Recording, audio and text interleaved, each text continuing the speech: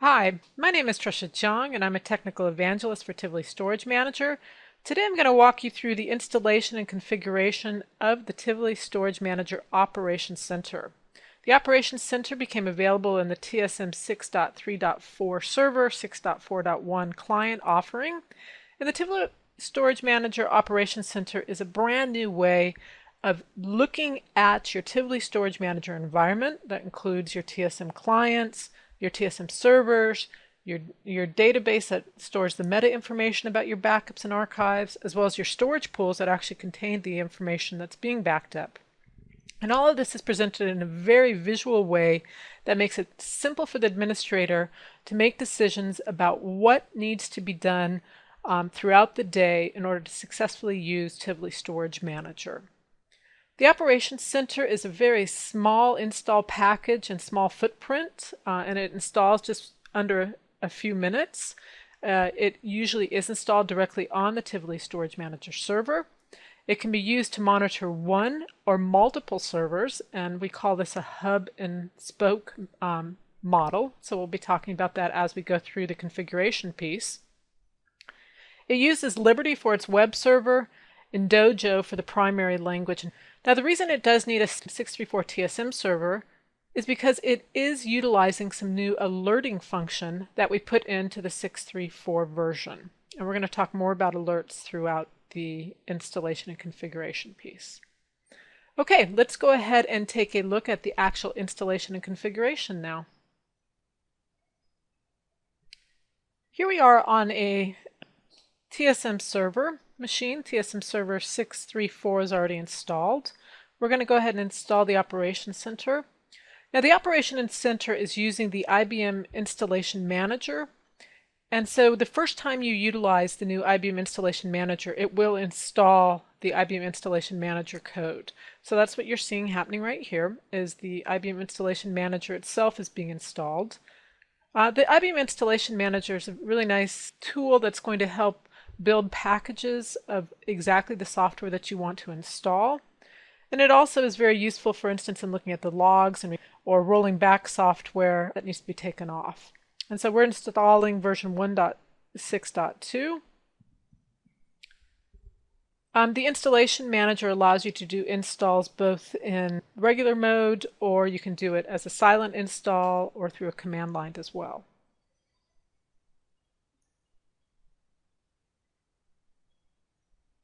Okay, our Installation Manager is successfully installed, so we're going to go ahead and restart it and then continue with the installation of the Tivoli Storage Manager Operations Center.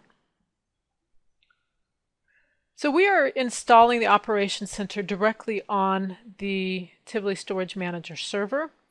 It is so small. Usually the installation package itself is between 200 to 500 megabytes, and the footprint of the actual install is only 500 to 700 megabytes. Okay, so we're going to go ahead and say yes, I want to install this Operations Center version 641. This whole process will take less than 5 minutes. That includes the installation of the Install Manager and the configuration of the Operations Center. Okay, we're going to go ahead and kick it off. Now, you do need to assign a couple ports. These ports are used by the web server for the Tivoli Storage Manager Operations Center, and I'll simply accept the defaults of 11080 for non-secure and 11090 for the secure port. Now you need to enter a password for the web server. It is particular passwords. You do have to include non-alphanumeric characters in that. You can see here that the total download size was 147.26 megabytes, and the total installation size of the Operations Center will simply be 445 megabytes for this Windows version. Okay, we're going to go ahead and click Continue, and it's going to start the installation.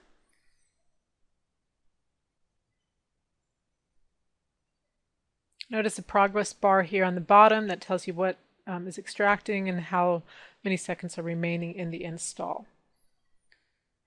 Once the install is complete, you could go to this specific area to view the log files of the installation. We're going to go ahead and click Finish. And now we're going to go ahead and open up a web browser and connect into the Operations Center. Okay, I'm opening up a web browser and I'm going to connect to the Operations Center. I simply enter the server name, in this case it's the local host, with the port that we set up during the installation, and then /OC/, and that'll take me to the Operations Center. And the first time you log on, you will see this welcome screen. We'll go ahead and click Begin. The first thing you're going to be prompted for is an existing administrator. It should have system level privileges, their password. Please note you can use SSL if you so choose. Okay, and then we're going to go ahead and start the configuration. The first thing you're going to be prompted for is to create a password for a new administrator ID. This administrator ID is called IBM-OC-Lab Server, and it's a system level administrator who communicates with the hub server and the Operations Center. So we're going to go ahead and give it a password.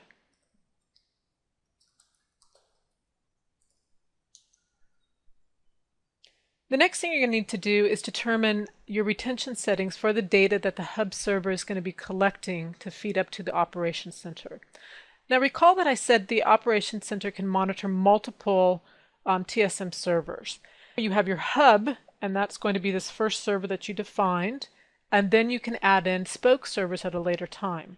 The first thing we need to decide is how often we're going to connect to the hub server to look at the information and refresh the Operations Center screens. So I'm going to go ahead and make it 1 minute just so that we can rapidly see it in this demonstration. And then you need to decide how long you want alerts to stay active. Now what alerts are is they are based off of messages, errors, and warnings. And we come with a default set of alerts, but you can go in and customize them so that you can be alerted of specific conditions. For instance, out of tape, out of disk space, maybe somebody's trying illegally to log on to the machine. Whatever you find of interest, you can set up to have an alert specified. So let's go ahead and take the defaults and click Next. The next choice you have is on the status settings. And this has to do with at-risk indication. And on our graphical Operations Center, machines that we're protecting will show up at risk if they have not had a successful backup occur within these time frames. And so the default is 1 day, but you could set it everywhere from 6 hours to 30 days. And you can be specific on application machines, virtual machines, or regular system machines. So we'll go ahead and take the default of 1 day. Now, if you do want to change those settings, there are commands in TSM Server directly to update those. So here we have our installation and configuration summary showing up as successful. We go ahead and close that out, and it will connect immediately to the TSM hub server. And you'll see that it immediately brings up the Operations Center. And we can view all of the great information that is shown here in the Operations Center, including the information about the clients, information about any alerts, in our case we don't have any, and the server information. Now the only other step in configuration that you might want to do is to add in some additional spoke servers. In order to add in additional spoke servers to be monitored by the hub server, you can click on the Connect Spoke. That will bring up a panel, and you would enter in the spoke server name as well as the address and the port. And at that point, you could go ahead and configure it. And that spoke server, TSM server, would then send additional information to the TSM hub server to be presented in the Operations Center. When it comes to adding in spoke servers and sizing for the original TSM hub server, you do want to look at having about additional 2 gigabytes of TSM server database for every 1,000 TSM clients that you're monitoring. It's really the TSM clients that will generate a lot of the information being propagated up into the operations center. You also want to add in an additional 10 gigabytes for your archive log. And then if you do add in additional TSM servers as spoke servers, you need to add in additional space to the hub server to accommodate that. The network traffic from the spokes to the hubs for every 1,000 clients, we saw about 30 to 60 megabytes per hour. Currently, we recommend one hub can manage 10 to 20 spoke TSM servers. In larger installations, you might have a hub server be dedicated just to being a hub server for all the TSM servers that are out there. The one other piece you might want to configure is alerts. So if you go up here into the little world icon, you can open up a command line. And from this command line, we can issue some commands to see what are the alerts that are already configured. If you issue the query alert trigger, you can see which messages are already creating alerts and which categories those alerts assign to, if they're storage or server or client alerts. You can also add a specific alert to be triggered upon, and the way you would do this is by doing a define alert trigger and then a specific alert number. And then you can even assign that to a specific administrator so that when that alert does occur, that administrator will have it assigned to them. Likewise, you can delete an alert trigger if you no longer want to have that as alerted. Now, if you'd like to have these alerts sent via email to administrators, you will need to have an SMTP host already set up on and available in your environment, and then you'll need to define that to TSM server. So you'll first define the alert host, and once you've issued the set alert mail SMTP host command, then you'll do the set alert mail SMTP port command.